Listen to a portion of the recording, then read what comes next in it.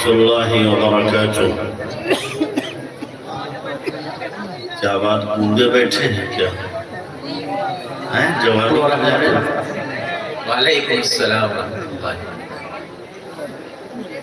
الحمد للہ وکفى وسلام على عباده الذين اصطفى اما بعد فأعوذ بالله من الشيطان الرجيم بسم الله الرحمن الرحيم إن الله بالناس لرؤوف رحيم وقال تعالى يا أيها النبي قل لأزواجك وبناتك ونساء المؤمنين يدنين عليهن من جلابيبهن ذلك أدنى أن يعرفن فلا يؤذين صدق الله العظيم سبحان ربك رب العزة عما يصفون وسلام على المرسلين والحمد لله رب العالمين اللهم صل على سيدنا محمد وعلى آل سيدنا محمد وبارك وسلم اللهم صل على سيدنا محمد وعلى آل سيدنا محمد وبارك وسلم اللهم صل على سيدنا محمد وعلى آل سيدنا محمد وبارك وسلم۔ میرے محترم بھائیو بزرگوں اور پس پردہ ماؤں اور بہنوں، آپ کا یہ جلسہ ماشاءاللہ پورے شباب کے ساتھ چل رہا ہے اور آپ حضرات مکمل اطمینان کے ساتھ بیٹھے ہوئے ہیں۔ اللہ ہمارا یہ بیٹھنا ہماری مغفرت اور نجات کا اور اپنے قرب کا ذریعہ بنا دے۔ چونکہ خواتین بھی بہت ساری ہیں پردے میں سننے والی، ہم نے آتے ہوئے بھی دیکھا، جاتے ہوئے بھی دیکھا، لیکن ماشاءاللہ نقاب میں کسی کو نہیں دیکھا۔ جتنی جا رہی تھی چادر تو تھی لیکن نقاب میں نے تو نہیں دیکھا۔ وہ کچھ یہ عورتوں کی کمی نہیں ہے، یاد رکھنا، یہ مردوں کی کمی ہے۔ جس آدمی کی حیا اور غیرت کو دیکھنا ہو اس کے گھر کی عورتوں کو دیکھو۔ اگر عورتیں باحیا ہیں تو مرد باحیا اور باغیرت ہے۔ عورتیں اگر بے حیا ہیں، بے پردہ ہیں تو وہ مرد بے غیرت ہے، دیوس ہے۔ اس لیے کہ باحیا مرد کبھی گوارا نہیں کرے گا کہ میری بیٹی، میری بیوی، میری بہو، میری بہن، میری ماں پر کسی بھی لچے لپنگے کی نگاہ پڑے، کبھی گوارا نہیں کرے گا۔ اور جو بے غیرت ہوگا، بے حیا ہوگا، اس کی صحت پہ کوئی فرق نہیں پڑتا، کچھ بھی ہو جائے، کوئی بھی دیکھے، کوئی بھی آنکھ لڑائے، کوئی بھی اس کے ساتھ ناروا سلوک کرے، وہ سب کچھ برداشت کر لیتے ہیں۔ اس لیے کہ بے حیا ہے، حیا کا پانی اس کی آنکھ کا مر گیا۔ حیا ایمان کا حصہ ہے، جب حیا رخصت ہوتی ہے تو یاد رکھنا ایمان بھی رخصت ہو جاتا ہے۔ اللہ کے نبی علیہ السلام نے فرمایا ہے الحیاء شعبۃ من الایمان، حیا ایمان کا حصہ ہے۔ ہماری ماؤں بہنوں نے، بیٹیوں نے جب حیا کو رخصت کیا اور حیا سے اپنا دامن چھوڑا دیا تو اللہ تبارک و تعالیٰ نے کہا جب تیرے اندر حیا نہیں رہی تو ہم تیرے اندر ایمان بھی نہیں رہنے دیں گے۔ کتنی ہماری بچیاں، کتنی بیٹیاں، کتنی بہنیں اپنے ایمان سے ہاتھ دھو بیٹھی غیروں کے ساتھ چلے گئے، کتنی ہیں؟ اس لیے کہ انہوں نے حیا کو چھوڑا تو اللہ نے ان سے ایمان کو چھین لیا۔ تو خواتین یہ نہ سمجھیں کہ ہم فیشن اختیار کر کے کامیاب ہو جائیں گے، ماڈرن بن کے کامیاب ہو جائیں گے، نقاب پہنیں گے، پردے میں رہیں گے تو ناکام ہو جائیں گے، لوگ ہمیں دقیانوس کہیں گے، بدامت پسند کہیں گے، اولڈ فیشن کہیں گے۔ یہ سوچ انتہائی گھٹیا ہے۔ اور ایک بات یاد رکھو، بے پردہ ہونا یہ اولڈ فیشن ہے، باپردہ رہنا یہ نیا فیشن ہے۔ قرآن اٹھاؤ، اللہ کے نبی جناب رسول اللہ صلی اللہ علیہ وسلم کے زمانے میں عورتیں بے پردہ رہا کرتی تھیں، تو قرآن میں اللہ نے فرمایا نبی علیہ السلام کی ازواج مطہرات ہم سب کی ماؤں کو لا تبرجن تبرج الجاہلیت الاولی، کہ زمانے جاہلیت کی طرح تم بے محابہ نہ گھومنا، بے پردہ نہ گھومنا۔ تو زمانے جاہلیت کون سا زمانہ ہے؟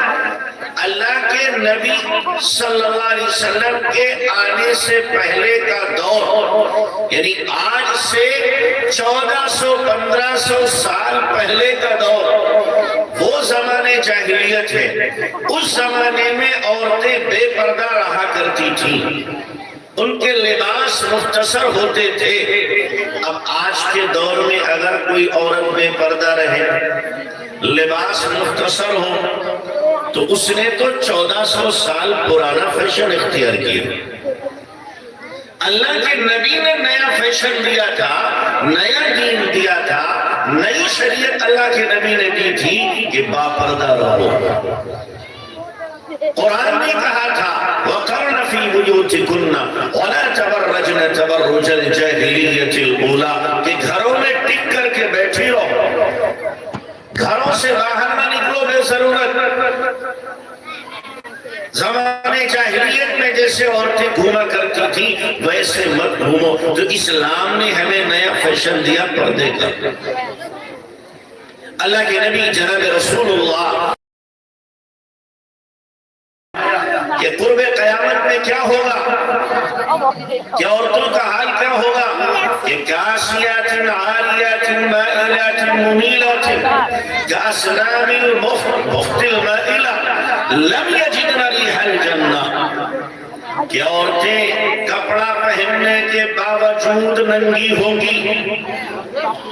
کیا مطلب؟ یا تو اتنا باریک کپڑا کہ جسم چھن رہا ہے اور دکھ رہا ہے، یا اتنا تنگ کپڑا کہ جسم کی ساخت ظاہر ہو رہی ہے، یا اتنا چھوٹا کپڑا کہ جسم کے اعضاء نظر آ رہے ہیں۔ کپڑا پہنے ہیں لیکن اتنا چھوٹا ہے، یا اتنا باریک ہے، یا اتنا تنگ ہے کہ جس سے جسم کے خد و خال نمایاں ہو رہے ہیں۔ جو فرمایا کاسیات عاریات، کپڑے پہننے کے باوجود ننگی، مائلات ممیلات، خود مردوں کی طرف مائل ہونے والی اور مردوں کو اپنی طرف مائل کرنے والی، خود بھی کیا ہے، باقاعدہ دعوت حسن دے رہی ہے اور مرد بھی ان کی طرف مائل ہو رہے ہیں۔ اللہ کے نبی صلی اللہ علیہ وسلم نے ایک دوسری حدیث میں فرمایا جو عورت خوشبو لگا کے گھر سے نکلی اور اس کی خوشبو کسی غیر محرم کے نتنوں میں پہنچ گئی تو فرمایا آپ نے وہ زانیہ ہے، بدکارہ ہے، وہ عورت بدکارہ ہے جو خوشبو لگا کر میک اپ کر کے اور میک اپ کی خوشبو دوسروں کو سنگاتی پھر رہی ہے، فرمایا یہ بدکارہ عورت۔ آج کل کی عورتیں گھر میں رہتے ہوئے تو مردوں کے لیے زینت نہیں کر سکتی، شوہر کے لیے زینت نہیں ہوگی، اچھے کپڑے نہیں ہوں گے، لیکن جب کسی پارٹی میں جانا ہوگا، کسی فنکشن میں شادی میں جانا ہوگا تو اب حور پری بن کے جائیں گے، گھر میں رہیں گی ڈائن بن کے، سب سے خراب کپڑے جو ہوں گے وہ گھر میں پہنے جائیں گے،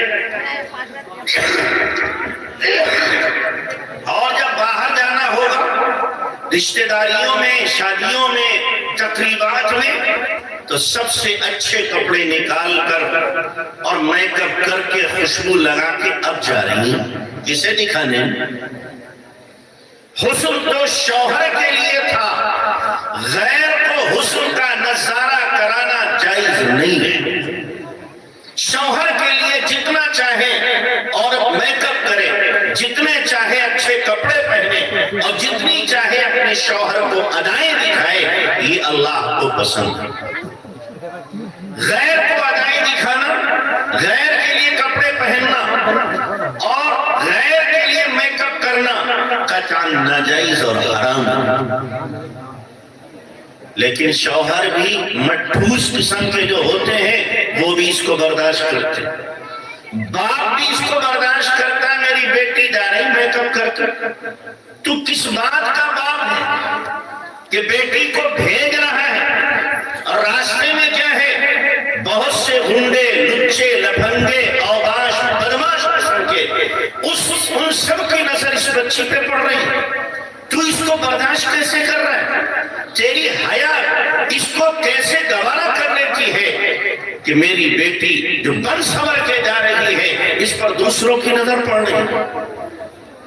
عجیب تماشا ہے کہ ماں 50 سال کی ہوگی، پوری کور ہوگی، بعض مرتبہ سر سے لے کر پیر تک ناکام میں گلفس بھی پہنے ہوئے، ساکس بھی پہنے ہوئے، اور 18 سال کی بیٹی کے سر پہ دوپٹہ بھی نہیں، چہرہ کھلا ہوا ہے، بھڑکدار کپڑے پہنے ہوئے ہیں۔ اس ماں کی مت ماری گئی ہے، پاگل ہو گئی ہے۔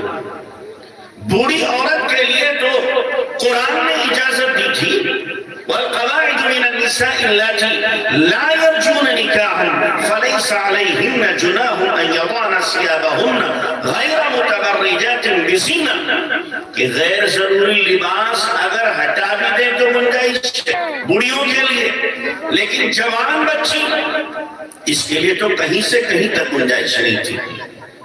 لیکن ماں لے کے جا رہی ہے خود، کیا ہو گیا اس ماں کو؟ کیوں اس کے حسن کو دکھلا رہی ہے؟ ایک صاحب بڑے دیندار تھے، مجھ سے کہنے لگے میں اپنی بچیوں کو پردہ کراتا تھا، میں نے بھی پردہ کرانا چھوڑ دیا۔ میں نے کہا کیا مصیبت آ گئی؟ کہنے لگے پردے میں رہتی ہیں، لڑکے دیکھتے نہیں ہیں تو رشتے نہیں آتے، اب جب بے پردہ رہیں گی لڑکے دیکھیں گے، پسند کریں گے تو رشتے آ جائیں گے۔ لا حول ولا قوت الا باللہ، لعنت ہو ایسی سوچ کے اوپر۔ بولو رشتے اللہ نے آسمانوں پر طے کیے کہ نہیں طے کیے؟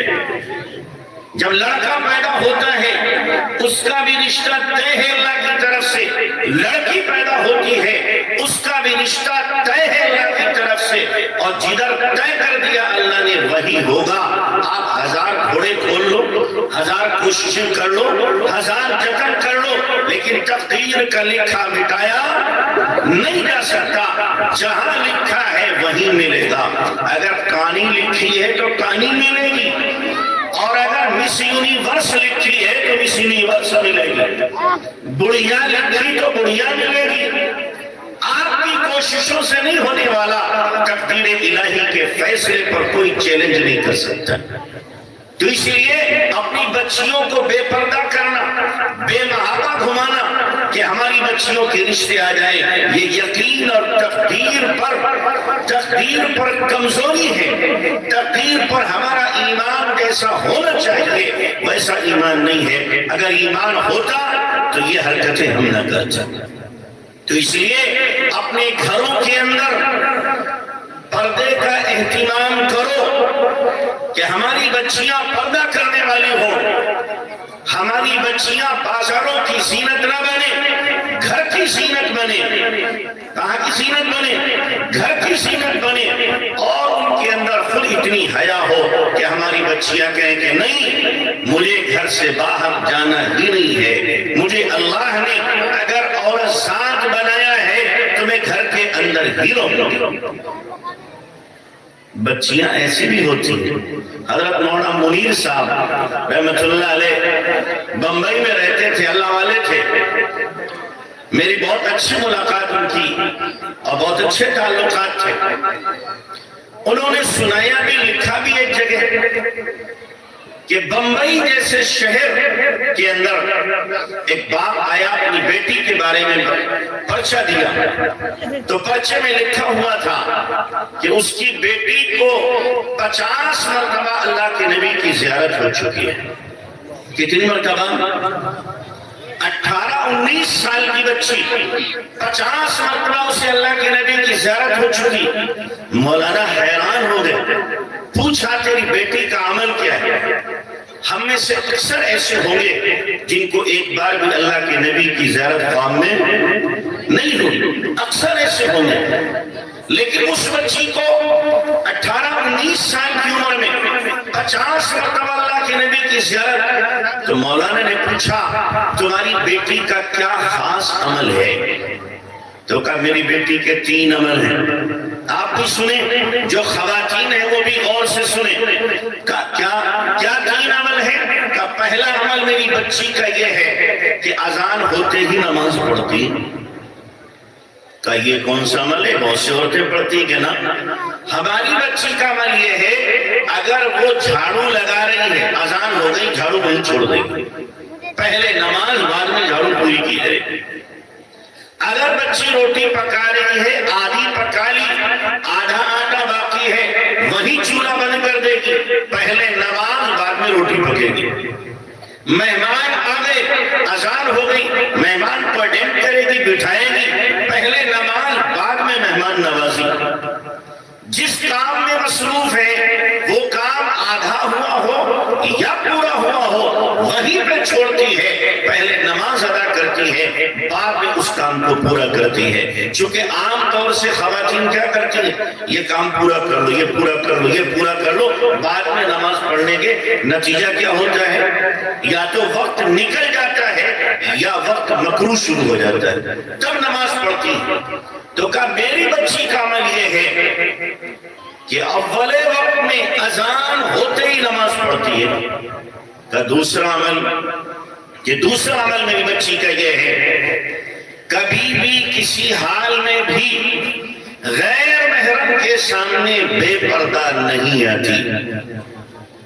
کہیں تقریب ہو، کوئی فنکشن ہو، کوئی پروگرام ہو، رشتہ داری میں ہو، وہاں جائے گی اگر ضرورت پڑے گی، لیکن چہرہ نہیں کھل سکتا، ہاتھ اس کے نہیں دکھ سکتے، پیر نہیں دکھ سکتے، مکمل پردے میں رہتی ہے. اور جتنے زاد ہیں ان سب سے پردہ کرتی ہے. ہمارے یہاں زادوں سے پردہ نہیں ہوتا. چچا زاد بھائی، تایا زاد بھائی، مامو زاد بھائی، خالہ زاد بھائی اور پھوپھی زاد بھائی، یہ 5 زاد ہیں، ان سے پردہ عام طور سے نہیں ہوتا، حالانکہ یہ سب کے سب غیر محرم ہیں. ان سے پردہ ہے. کیوں؟ اس لیے کہ ان سے جب نکاح جائز ہے تو ان سے پردہ بھی ہے. لیکن معلوم کیا ہے؟ وہ دندناتا بیل کی طرح گھر میں گھس جاتا ہے. کون؟ کہ بھائی ہے چچا صاحب. یہ کون آ رہا؟ کہ پھوپھی صاحب بھائی ہے. بھائی نہیں ہے جو بے پردگی کے ساتھ آ رہا ہے، مجھے معاف کرنا، وہ قصائی ہے، وہ ظالم ہے.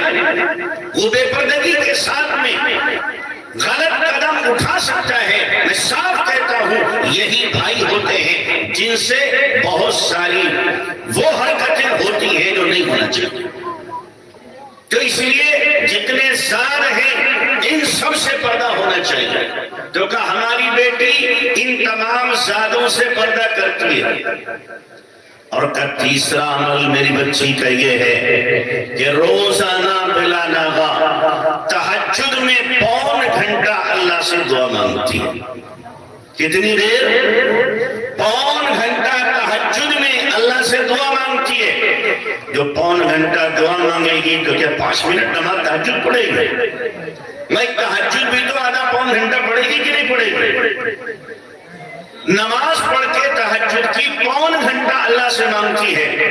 آپ جتنے بیٹھے ہو کوئی ہاتھ اٹھا کے بتا سکتا ہے میں نے 1.25 گھنٹہ کبھی دعا مانگی حج کے علاوہ؟ पौन घंटा किसी ने नहीं मांगी होगी। हमारी दुआएं 2 minute, 4 minute, 5 minute, 10 minute, 15 minute, बहुत किसी ने तीर मारा तो 20 मिनट दुआ हो गई। वो रोजाना पौन घंटा दुआ मांग रही है। ये कौन मांगेगा? जिसके दिल में अल्लाह की मोहब्बत, अल्लाह का इश्क, अल्लाह से ताल्लुक होगा, उसे मांगने में मजा आएगा। कि जो इंसान अल्लाह से ताल्लुक रखता है तो अल्लाह के सामने जब वो हाथ उठाता है तो अपने दिल के दरीचे खोल देता है, अपनी पूरी दास्तान सुना देता है, अपनी कहानी सुना देता है, अपने दुख दर्द रख देता है, और जो उसको पेश आ रहा है वो सारा का सारा अपने रब से कह देता है।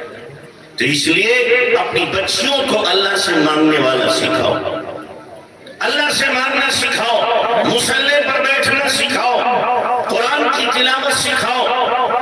बच्ची जब पैदा होती है तो माँ को तभी से फिक्र हो जाती है इसकी शादी करनी, और इसके लिए वो क्या है, 5 साल की ही तो कुंडल बना दिया, 10 साल की ही महार बना दिया, 15 साल की ही मालूम हुआ उसके सोने के कंगन बना दिए, 20 साल की हुई तो माथे का झूमर बना दिया। शादी होते होते एक एक करके सारे जेवर क्या करती है माँ, पैसे बचा बचा के बना देती है कि इसको तो मुझे घर से रुखसत करना है। सारे जेवर देती है उसे, पेशानी का जेवर, कान का जेवर, गले का जेवर, उंगली का जेवर, हाथों का जेवर, पैर का जेवर, बालों का जेवर, सारे जेवरात से एक माँ अपनी बच्ची को लाद देती है। मैं मना नहीं करता, जेवर दो, लेकिन एक और अंग है उसका भी तो जेवर है। वो कौन सा? दिल का भी तो कोई जेवर है, दिल का भी तो कोई जेवर है। दिल का जेवर क्या है? दिल का जेवर अल्लाह का ताल्लुक है, दिल का जेवर नबी की मोहब्बत है, दिल का जेवर दीन है। क्या अपनी बच्ची को अल्लाह का ताल्लुक दिया, अल्लाह से मांगना सिखाया, नबी की मोहब्बत दी? अगर माँ ने सारे जेवर दे दिए और दिल का जेवर नहीं दिया तो मैं कहूंगा ऐ माँ, तूने अपनी बच्ची को नंगा भेजा, कोई जेवर नहीं दिया। फिर तूने अगर दिल का जेवर नहीं दिया, अब इस बच्ची को अगर कोई परेशानी, कोई मुसीबत ससुराल में आएगी तो आकर के माँ का सर खाएगी और कहेगी अम्मा, किन दरिंदों के हवाले तुमने मुझे किया है, किन जालिमों के हवाले किया है। मेरा ससुर मेरे लिए जालिम बना हुआ है, सास मेरे लिए डाइन बनी हुई है, नन्हे मेरे लिए नागन बनी हुई है, वो मुझे चैन से जीने नहीं देती। कभी बाप से कहेगी, कभी माँ से कहेगी, कभी भाइयों से कहेगी। और अगर आपने दिल का जेवर दिया, अल्लाह से मांगना सिखाया, मुसल्ले पर बैठना सिखाया, खुदा से ताल्लुक दिया है, तो ये बच्ची माँ से आकर नहीं कहेगी कि मैं अपनी माँ से कहूंगी माँ को तकलीफ होगी, बाप से कहूंगी बाप का दिल दुखेगा, भाइयों से कहूंगी भाई मेरे परेशान होंगे, कोई गलत कदम उठा देंगे, मेरी जिंदगी बर्बाद हो जाएगी। लिहाजा मैं अपनी माँ से, बाप से, भाइयों से, दूसरों से नहीं कहती, बल्कि रात की तन्हाई में ये बच्ची उठेगी और फिर वुजू करेगी, वुजू करके मुसल्ला बिछा के फिर अल्लाह से कहेगी, अल्लाह से कहेगी कि अल्लाह, तमाम इंसानों के दिल तेरी 2 उंगलियों के बीच में है। इन्ना कुलूब बनी आदम बैन इस्बाइर रहमान युक़ल्लिबुहा कैफ़ यशा, तमाम इंसानों के दिल 2 उंगलियों के बीच में है। अल्लाह जैसे तुम चाहे उलट पुलट दिया करता है। अल्लाह, मेरे ससुर का दिल भी तेरे कब्जे में, मेरी सास का दिल भी तेरे कब्जे में, मेरी नंदों का दिल भी तेरे कब्जे में, मेरे देवरों का दिल भी तेरे कब्जे में। अल्लाह, इन दिलों में जो मेरे सिलसिले में नफरत है, मौला इनकी नफरत को मोहब्बत में तब्दील कर दे। मेरे ससुर को मेरे लिए बाप जैसा बना दे, मेरी सास को मेरे लिए माँ जैसा बना दे, मेरी नंदों को मेरे लिए बहन जैसा बना दे, मेरे देवरों को मेरे लिए भाई जैसा बना दे। अगर अल्लाह का ताल्लुक दिया होगा तो याद रखना, फिर ये बच्ची आपको परेशान नहीं करेगी, फिर ये बच्ची अल्लाह से कहेगी और अल्लाह اللہ سے اپنا رشتہ جوڑ کر کے ان کے دلوں میں اللہ کی طرف سے محبت پیدا ہوگی۔ تو اس لیے اپنی بچیوں کو آوارہ نہ چھوڑو، ان کی دینی ذہن سازی کرو، دینی تربیت کرو، اور گھر کے اندر دینی ماحول بنانے کی کوشش کرو، دینی ماحول بنانے کی کوشش کرو۔ بچپن سے ان کا لباس صحیح رکھو۔ کیا ستم ظریفی ہے، جب بچی چھوٹی سی ہوتی ہے تو ہم اس کو اسکرٹ پہنائیں، پینٹ پہنائیں اور آدھے ادھورے لباس پہنائیں، اور جوان ہو جائیں تو اب ہم چاہیں کہ رابعہ بصریہ بن جائے، اب ہم یہ چاہیں کہ نیک پارسا بن جائے، یہ پوری حجاب میں اور پردے میں آ جائے۔ 15-14 سال تک تو اس کی عادت پختہ ہو گئی ہے مختصر کپڑوں کے پہننے کی، فیشن والے کپڑوں کے پہننے کی۔ اب جب یہ بڑی ہو گئی ہے، آپ یہ چاہ رہے ہیں کہ مکمل لباس پہننے والی ہو، یہ اسلامی لباس پہنے، اسلامی شعار میں آ جائے، ناممکن ہے، اور یہ ہماری بہت بڑی بھول ہے، یہ نہیں ہو سکتا۔ بچپن سے اس کو مکمل لباس پہنانا پڑے گا، آستین اس کی پوری ہونا چاہیے، یہ نہیں کہ پوری کی پوری آستین اوپر تک کھلی ہوئی ہے، ابھی تو بچی ہے، ابھی تو چھوٹی ہے، ہم یہ سوچتے ہیں۔ لیکن جب بچپن میں اس کی آستین کھلی ہوئی ہے تو ہم نے سائلنٹ میسج دیا، خاموش پیغام دیا اس بچی کو کہ آستین کا کھلا رہنا کوئی بری بات نہیں۔ ہمارے ایک دوست سے جاننے والے، ان کے یہاں میں گیا تو کہنے لگے میری بچی کی آستین اگر رات میں بھی کھل جائے تو اس کو سمیٹ کر پورا کر لیتی، پوری آستین کے کپڑے پہنتی ہے۔ کوئی رشتہ دار اس کے لیے فراخ لے آیا جس کی آستین پوری نہیں تھی، اس نے پہننے سے انکار کر دیا کہ میں نہیں پہنتی، حالانکہ بچی 7 سال کی ہے، 7 سال کی بچی، اور ہاف آستین کا لباس پہننے کو تیار نہیں۔ یہ ذہن کس نے دیا؟ یہ تربیت کس نے کی؟ یہ ماں باپ نے تربیت کی ہے۔ جیسی تربیت کرو گے، یاد رکھنا بچے اسی اٹھان پر اٹھیں۔ بچپن میں ہم لاڈ پیار میں ان کو برباد کر دیں اور جوانی میں سوچیں کہ یہ کیا ہے، ہماری بچیاں رابعہ بصریہ بنے اور بچے ہمارے جنید باداری بن جائیں، یہ بہت بڑی بھول ہے ہماری، بہت بڑی غلطی ہے ہماری۔ اس لیے ماؤں کی ذمہ داری بڑھ جاتی ہے، ماؤں کی ذمہ داری بڑھ جاتی ہے کہ اپنی بچیوں کو دیندار بنانے کی کوشش کرے، لیکن بنائیں گی تو جب خود ان کے اندر دین ہوگا۔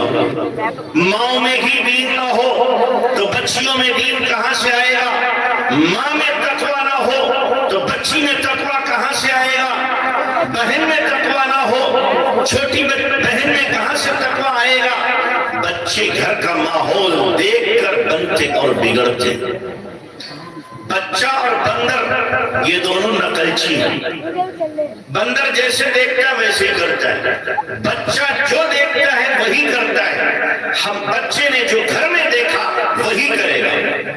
تو ہمیں چاہیے کہ ہم بچوں کی دینی ذہن سازی، دینی تربیت کریں۔ میں سخت جملہ کہا کرتا ہوں، آپ کو شاید سخت لگے، بچوں کا پیدا کر لینا کمال نہیں ہے۔ بچے تو جانوروں کے بھی پیدا ہو رہے، نہیں پیدا ہو رہے، اور ہم سے زیادہ پیدا ہو رہے، ہم سے زیادہ پیدا ہو رہے۔ تو ہم نے اگر پیدا کر لیے تو کون سا کمال کیا اللہ نے؟ ہم نے کون سا کمال کیا؟ کمال تو یہ ہے کہ ہم اپنے بچوں کے ایک اچھا انسان بنائیں، کمال تو یہ ہے کہ ہم ان کی دینی تربیت کریں، دینی ذہن سازی کریں، زیور علم سے آراستہ کریں، ایک وہ اچھے انسان بنے، ایک اچھے شہری بنے، ایک اچھے مسلمان بنے، خدمتگار بنے، اللہ کی عبادت کرنے والے، نبی کی اطاعت کرنے والے، انسانوں کی خدمت کرنے والے بنے۔ یہ ورنہ تو ظاہر ہے جاہلوں کا ایک ریوڑ چل رہا ہے، ہم نے بھی ان میں اپنے چند بچوں کا اضافہ کر دیا ہے۔ جو بچہ پڑھا لکھا نہیں ہے، جس میں تہذیب سلیقہ اور آداب انسانیت نہیں ہے، وہ دیکھنے میں اگرچہ انسان نظر آئے لیکن حقیقت میں وہ جانور ہے، جانور ہے۔ تو اسی لیے اپنے بچوں کی تربیت دینی کرو اور بچوں کی تعلیم پر خاص طور سے زور دینے کی ضرورت ہے۔ عجیب بات ہے، جس قوم کو پہلا سبق دیا گیا ہو پڑھنے کا، اسی قوم کے اندر سب سے زیادہ ناخواندگی کی مقدار ہے۔ سب سے زیادہ پہلا سبق ہمیں دیا گیا تھا اقرا کا، پڑھو، اور ہم نے کیا کیا؟ ہم نے ہی سب سے زیادہ اس سبق کو بھولا دیا۔ مسلمان بچے ہی سب سے زیادہ ناخواندہ، ہمارا ذہن اس طرف نہیں جاتا۔ نہ دین کی تعلیم، نہ دنیا کی تعلیم، کوئی تعلیم نہیں، ناخواندگی کی شرح بڑھ رہی ہے۔ تعجب کی بات ہے، آج مال لوگ خرچ کر رہے ہیں شادیوں پر، بلڈنگیں بنانے پر، اور اسی طریقے سے جائیدادیں خریدنے پر۔ خریدو جائیدادیں، کوئی نہیں منع کرتا، اچھی بلڈنگیں بناؤ، کوئی نہیں منع کرتا، لیکن شادیوں پہ خرچ کر رہے ہو لاکھوں اور کروڑوں۔ کیا یہ پیسہ قوم کے بچوں کی تعلیم پہ خرچ نہیں ہو سکتا تھا؟ لاکھوں کروڑوں خرچ کرنا شادیوں ہی میں ضروری ہے؟ کروڑوں کروڑ روپیہ۔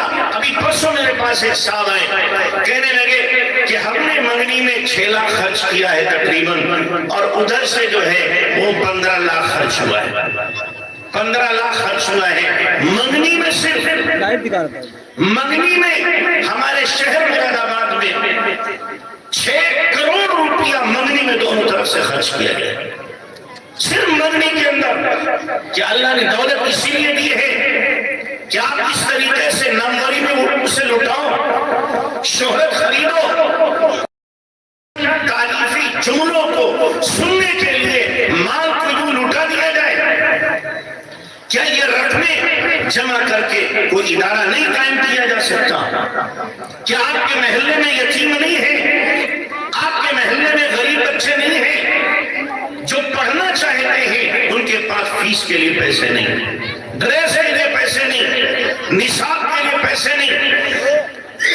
آپ ان بچوں کو گود لے لیے ہوتے کہ 5 بچے ہم غریب لیں گے، یتیم بچے لیں گے، اور ان کو ہم پڑھائیں گے، اول سے لے کے آخر تک، جہاں تک ان کی تعلیم ہوگی سارا خرچہ ہم برداشت کریں گے۔ لیکن اس میں اتنا نام نہ ہوتا، شادی میں تو بڑا نام ہوگا، اس میں خرچ کر دو پیسے۔ اس کی ضرورت تھی کہ ہم اپنے بچوں، جو ہماری ملت کے بچے ہیں وہ بھی ہمارے بچے ہیں، جو غریب کا بچہ ہے وہ بھی نبی کا امتی ہے، جو یتیم بچہ ہے وہ بھی ہمارے لیے سینے سے لگانے کے قابل ہے۔ ہم نے ان کو کیوں چھوڑ دیا آوارہ؟ ہم نے کیوں اسی طریقے سے ان کو چھوڑ دیا کہ جاہلوں میں اضافہ کریں؟ دولت ہمارے پاس تھی، مال ہمارے پاس تھا، سب کچھ ہمارے پاس تھا، صلاحیتیں ہمارے پاس تھی، لیکن ہم نے تعلیم میں نہ لگا کر کے شادیوں میں پیسہ لگایا، بلڈنگوں میں پیسہ لگایا، جائیدادوں میں پیسہ لگایا، جس کی وجہ سے آج ہم مار کھاتے پھر رہے ہیں، مار کھاتے پھر رہے ہیں۔ اس لیے میرے بھائیوں، اپنے بچوں کی تعلیم پر زور دو، اور جو میں نے پہلی بات کہی، حیا کا دامن مضبوطی سے تھام لو، بے حیائی کا مظاہرہ مت کرو، اپنی بچیوں کو آوارہ مت کرو، آوارہ مت کرو، حیا کا درس دو انہیں، حیا کا سبق سکھاؤ انہیں۔ آج بھی جو جوان ذرا بھی دیندار ہیں وہ یہی کہتے ہیں کہ کوئی دیندار بچی ہو، باحیا بچی ہو، وہ مجھے بتاؤ، ہم اس سے شادی کریں گے۔ کہاں سے لائیں؟ کہاں سے تلاش کریں؟ کہاں سے تلاش کریں کہ بچیاں تو کیا ہے آوارہ ہو چکی، پردے کو انہوں نے نوچ کر کے پھینک دیا، بے پردگی میں وہ سکون محسوس کر رہی ہے، حالانکہ اس سے زیادہ بے سکونی کہیں نہیں ہو سکتی۔ اگر بچی ہماری دیندار ہے، حیادار ہے، تو انشاءاللہ اس کے رشتے میں کبھی پریشانی نہیں آ سکتا، کبھی مشکل نہیں آ سکتی۔ تو اپنے گھروں میں دینی ماحول، دینی فضا، علمی فضا قائم کرنے کی سخت ضرورت ہے۔ ہماری مائیں بہنیں کبھی یاد کر لیا کریں، رابعہ بصریہ کو بھی، رابعہ بصریہ کو بھی یہ وہ عورت ہے کہ عورت ہونے کے اعتبار سے ان میں کوئی خوبی نہیں تھی۔ کیوں؟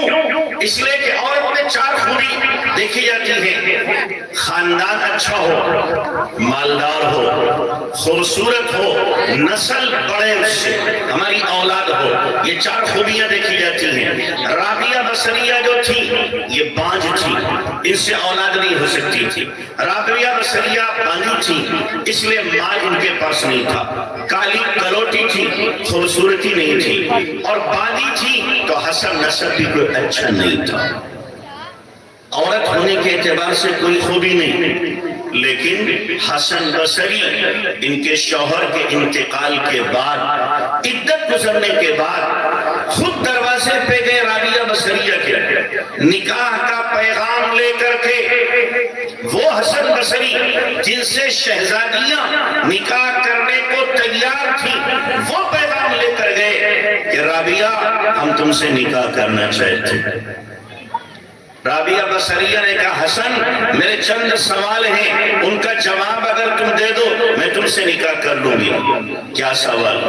کہ پہلا سوال میرا یہ ہے حسن یہ بتاؤ میری موت ایمان پر آئے گی کہ کفر پہ؟ اس کا جواب کون دے؟ حسن بصری خاموش کہ رابعہ تیرے اس سوال کا میرے پاس جواب نہیں۔ دوسرا سوال کیا حسن قبر میں جب انسان پہنچے گا تو منکر نکیر آ کر کے 3 سوال کریں گے، تمہارا رب کون، دین کیا ہے، اور محمد صلی اللہ علیہ وسلم کے بارے میں کیا کہتے ہیں؟ مجھ سے جواب بن سکے گا کہ نہیں؟ حسن بصری خاموش، رابعہ میرے پاس اس کا جواب نہیں۔ تیسرا سوال کیا حسن قیامت کے دن وَإِذَا الصُّحُفُ نُشِرَتْ اعمال نامے بکھیر دیے جائیں گے، ہوا میں اڑائے جائیں گے، کسی کے بائیں ہاتھ میں کسی کے دائیں ہاتھ میں، جس کے دائیں ہاتھ میں آئے گا وہ کامیاب، بائیں ہاتھ میں آئے گا ناکام، میرے کس ہاتھ میں آئے گا؟ حسن بصری خاموش، میرے پاس جواب نہیں۔ کہا حسن اس کے بعد اعمال نامے تلیں گے، کسی کی نیکی کا پلڑا جھکے گا، کسی کی بدی کا پلڑا جھکے گا۔ اما من ثقلت موازینہ فهو فی عیشۃ راضیہ واما من خفت موازینہ فامہ ہاویہ۔ حسن مجھے بتاؤ میری نیکی کا پلڑا جھکے گا کہ بدی کا پلڑا جھکے گا؟ حسن بصری کہنے لگے رابعہ مجھے نہیں معلوم۔ کہا حسن آخری سوال، قرآن میں اللہ نے فرمایا ہے وَإِن مِّنكُمْ إِلَّا وَارِدُهَا كَانَ عَلَىٰ رَبِّكَ حَتْمًا مَّقْضِيًّا۔ ہر ایک کو اس صراط سے گزرنا ہوگا، اللہ کا حتمی فیصلہ ہے، لیکن گزرنے والوں میں بعض وہ ہوں گے جو پلک جھپکتے گزر جائیں گے، بعض وہ ہوں گے جو گھوڑے کی رفتار سے گزریں گے، بعض اونٹ کی رفتار سے، بعض پیدل کی رفتار سے، بعض گھسٹ کر جنت میں پہنچیں گے، اور بہت بڑا مجمع وہ ہوگا جو کٹ کٹ کر کے جہنم میں گر جائے گا۔ حسن میرا شمار کن میں ہوگا؟ میں پار ہو سکوں گی یا گر جاؤں گی جہنم میں؟ حسن بصری رونے لگے رابعہ تیرے کسی سوال کا میرے پاس جواب نہیں ہے، کسی سوال کا جواب نہیں ہے۔ تو رابعہ بصریہ نے کہا حسن جاؤ جاؤ اپنا کام کرو، میرے سامنے موت کی گھاٹی، قبر کی گھاٹی، حساب کی گھاٹی، صراط کی گھاٹی ہے، ان گھاٹیوں کی تیاری کرنا ہے، ان سے جب پار ہو جاؤں تو سوچوں گی اب مجھے نکاح کرنے کی ضرورت نہیں ہے۔ یہ بھی ایک عورت ساتھ ہے، یہ بھی ایک عورت ساتھ ہے کہ جب رات آتی تھی مصلے پہ کھڑی ہوتی تھی تو کیا کہتی تھی؟ اللہم غارت النجوم وہدات العیون وانت حی قیوم لا تأخذک سنۃ ولا نوم غلقت الملوک ابوابها۔ اللہ ستارے چھٹک گئے، لوگ سو گئے، بادشاہوں نے اپنے دروازے بند کر لیے، مولا تیرا دروازہ کھلا ہوا ہے، تیری بندی تیرے سامنے کھڑی ہے۔ پھر اس کے بعد ہاتھ باندھتی، کبھی پوری رات قیام میں، کبھی رکوع میں، کبھی سجدے میں، کبھی مناجات میں، کبھی تلاوت میں، پوری رات ان کی یوں ہی گزرا کرتی تھی۔ وہ بھی ایک عورت ذات تھی، ان کی تاریخیں بھی پڑھ لیا کرو، ان کی زندگیاں بھی پڑھ لیا کرو کہ رابعہ بصریہ رحمت اللہ علیہ کے سامنے ایک مرتبہ بھنا ہوا مرغا لایا گیا، پیش کیا کسی نے، مرغا کھائیں، مرغے کو پکڑا، رونا شروع کر دیا. کسی نے کہا کیوں رو رہی کیوں رو رہی؟ کہنے لگی یہ مرغا مجھ سے اچھا ہے، مرغا مجھ سے اچھا ہے. کہا کیسے؟ کہ اس کو پہلے ذبح کیا گیا، پھر آگ میں اس کو بھونا گیا ہے. رابعہ کا عمل اگر بگڑا اللہ مجھے جہنم میں یوں ہی زندہ ڈال دے گا، میں بھونتی رہوں گی. اگر میرا عمل بگڑ گیا ہے تو میں اس مرغے سے بھی بدتر. ان کو رونا آتا تھا ان احوال کو دیکھ کر کے، احوال کو دیکھ کر کے. حسن بصری روتے تھے، روتے رہتے ان کی یہاں پر گال میں 2 نالیاں بن گئی تھی. اتنا روئے، ایک وقت اتنا روئے کہ چھت پر بیٹھے تھے، پڑھانے سے آنسو نیچے گرنے لگے. ایک وقت روئے، اتنا روئے کہ پانی کی طرح ایک جگہ بھر گئی اور 2-4 دن کے بعد وہاں سے گھاس اگنے لگی. کتنا خوف تھا اللہ کا. آج جب بے خوفی کا عالم ہے تو عورتیں آوارہ ہیں، مرد جو ہیں وہ بے غیرت ہو چکے ہیں، ان کو بھی کسی طرح کی فکر نہیں ہے. اپنے دلوں میں اللہ کا خوف پیدا کرو، اپنے دلوں کے اندر آخرت کا خوف پیدا کرو تو انشاءاللہ ہمارا بیڑا پار ہوگا. ورنہ یہ آوارگی، یہ بے حیائی، یہ ہماری بے دینی ہمیں لے ڈوبے گی. دشمن جس طریقے سے ہمارے سروں پر سوار ہے، ان کی اسکیمیں، ان کی پلاننگیں، ان کی تدبیریں جو ہو رہی ہیں ہمارے خلاف، بہت سی ہمیں معلوم ہے، بہت سی نہیں معلوم ہے. ہمارے پاس راستہ صرف اور صرف ایک ہے کہ اللہ کی رسی کو مضبوطی سے تھام لو. جناب رسول اللہ صلی اللہ علیہ وسلم کی سنت اور آپ کے طریقے پر اپنی زندگی کو گزارنے لگو. اللہ تمام کی تمام اسکیموں اور پلاننگوں کو انشاءاللہ زیرو فیل کر دے گا. کرو گے بھائی؟ بچو گے بے حیائی سے؟ آج گھر میں طے کر کے جاؤ اپنے گھر سے کسی خاتون کو بے پردہ نہیں نکلنے دو گے. چاہے وہ جلسے میں جائے، چاہے وہ شادی میں جائے، چاہے سسرال جائے، چاہے ننیحال جائے، چاہے ددیحال جائے، کہیں بھی جائے لیکن پردے کے ساتھ جائے گی، بے پردہ نہیں جائے گی. یہ آپ کی غیرت کا مسئلہ ہے. اور اگر بے پردہ جا رہی ہے تو آپ پر سوال کھڑا ہوگا کہ آپ بے غیرت ہیں. اللہ ہمیں باغیرت بنائے، بے غیرت نہ بنائے. وآخر دعوانا الحمدللہ رب العالمین. ماشاءاللہ، جزاک اللہ. اب جس کا جی چاہے وہی پائے روشنی.